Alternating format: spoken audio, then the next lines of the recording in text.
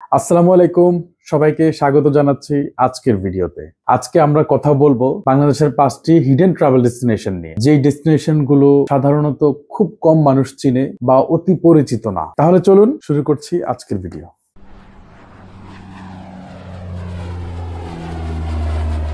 Number 1-এ আমরা যেটা নিয়ে বলবো সেটা হচ্ছে পুকুরপাড়া গ্রাম। পুকুরপাড়া হচ্ছে রাঙ্গামাটি জেলার সাজেক ভ্যালির একটি গ্রাম। এই গ্রামটি সাজেক ভ্যালির অন্যতম সুন্দর একটি অংশ, যা মূলত ঝর্ণা, পাহাড়, আদিবাসীদের সংস্কৃতি নিয়ে সুসজ্জিত। পুকুরপাড়া ঝর্ণা বাংলাদেশের সবচাইতে বড় ঝর্ণাগুলোর মধ্যে একটি, যা প্রায় 80 মিটার প্রশস্ত, 4 থেকে 6 ফিট উঁচু। যারা আপনারা মূলত ট্রেকিং পছন্দ করেন তাদের জন্য এই জায়গাটি অনেক দারুণ হবে। এখানে লুসাই, ত্রিপুরা ও চাকমা এবং অন্যান্য অনেক আদিবাসীরাই এই জায়গায় বসবাস করে। এখানে যেতে হলে আপনাকে ঢাকা থেকে যেতে হবে খাগড়াছড়ি, এবং খাগড়াছড়ি থেকে চাঁদের গাড়িতে করে আমরা নর্মালি সাজেক যেভাবে যাই, এটা সাজেক থেকে একটু আগের একটা জায়গা, সাজেক আমরা যেভাবে যাই ঠিক ওইভাবেই যেতে হবে। 2 নম্বরে বলবো সোনার চর নিয়ে। সোনার চর পটুয়াখালীতে অবস্থিত। এই চরে সোনা না পাওয়া গেলেও বন ও সমুদ্রের সংমিশ্রণে অপরূপ এক সৌন্দর্য পাওয়া যায়। সোনার চরে প্রায় 7 কিলোমিটারের একটি সমুদ্র সৈকত আছে, যার আয়তন প্রায় 2026 হেক্টর। এখানকার সূর্যোদয়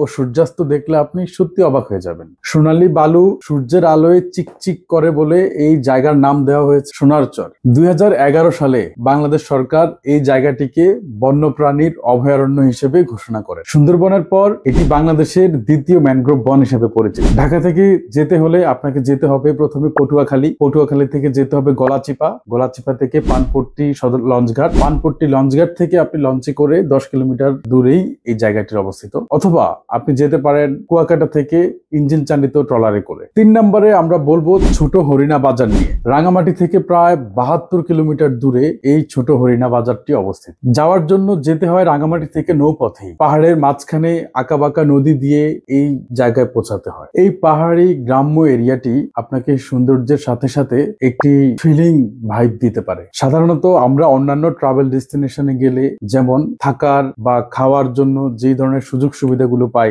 ভালো হোটেল, ভালো খাবারের হোটেল, এই জায়গাতে আপনি তেমন কোনো কিছুই পাবেন না। এখানে যেতে হলে আপনাকে কষ্ট করে যেতে হবে, এবং কষ্ট করেও থাকতে হবে, এবং কষ্ট করে খাওয়া দাওয়া করতে হবে। আপনি সচরাচর যে ধরনের খাবার আমরা খেয়ে থাকি সে ধরনের খাবার নাও পেতে পারি। এই জন্যই এই জায়গাটি এত ভালো লাগে সবার কাছে, বা যারা গিয়েছে তাদের কাছে ভালো লাগে, কারণ এই জায়গাটিতে সচরাচর সবাই যায় না। আর যারা যায় তাদের হয়তোবা এক ধরনের ট্রাভেলার মনোভাব তাদের মধ্যে থাকে, সো তারাই এখানে যায়, তারা এই জিনিসগুলোকে খুব এনজয় করে। 4 নম্বরে আমরা বলবো নিঝুম দ্বীপ। নিঝুম দ্বীপ মূলত নোয়াখালী জেলার হাতিয়া উপজেলার একদম নির্জন একটি দ্বীপ। এটি মূলত মেঘনা নদীর মোহনার কাছে বঙ্গোপসাগরের একটি অংশে অবস্থিত। নিঝুম দ্বীপ মূলত বালুময় একটি জায়গা এবং অত্যন্ত নির্জন একটি জায়গা। এখানে আপনি অন্যান্য জায়গার মতো তেমন কোনো সুযোগ সুবিধা পাবেন না। থাকার জন্য খুবই কম ফ্যাসিলিটিস আছে, এবং খাবার দাবারের জন্য আপনাকে হয়তোবা ওইখান থেকে অনেক দূরে কোথাও যেতে হবে। যারা বন্য আর নির্জনতার সাথে অনেক সুন্দর একটি দ্বীপে থাকার জন্য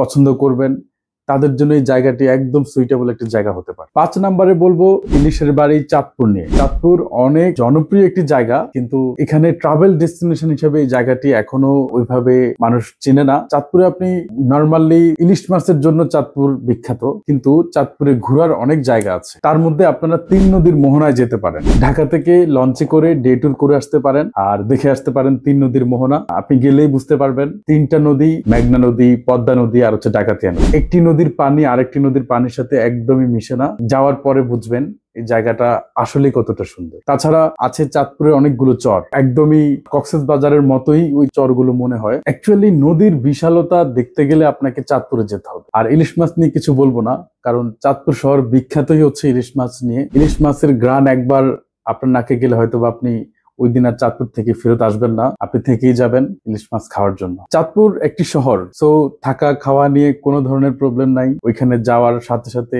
চাঁদপুর শহরে অনেক ভালো ভালো হোটেল আছে, থাকা খাওয়ার হোটেল আছে, সো খাওয়া দাওয়ার ফ্যাসিলিটিস নিয়ে চাঁদপুরে কোনো ধরনের সমস্যা নেই, সব ধরনের ফ্যাসিলিটিস চাঁদপুরে আছে। আরো অনেক সুন্দর সুন্দর জায়গা আছে আমাদের বাংলাদেশে। আমি হয়তোবা 5টি ডেস্টিনেশনের কথা বলেছি, কিন্তু আপনারা খুঁজলে আরো অনেক ডেস্টিনেশন পাবেন। চলুন আমরা ঘুরি আমাদের দেশটা। ভালো থাকুন সবাই, শুভ হোক আপনাদের পথ চলা।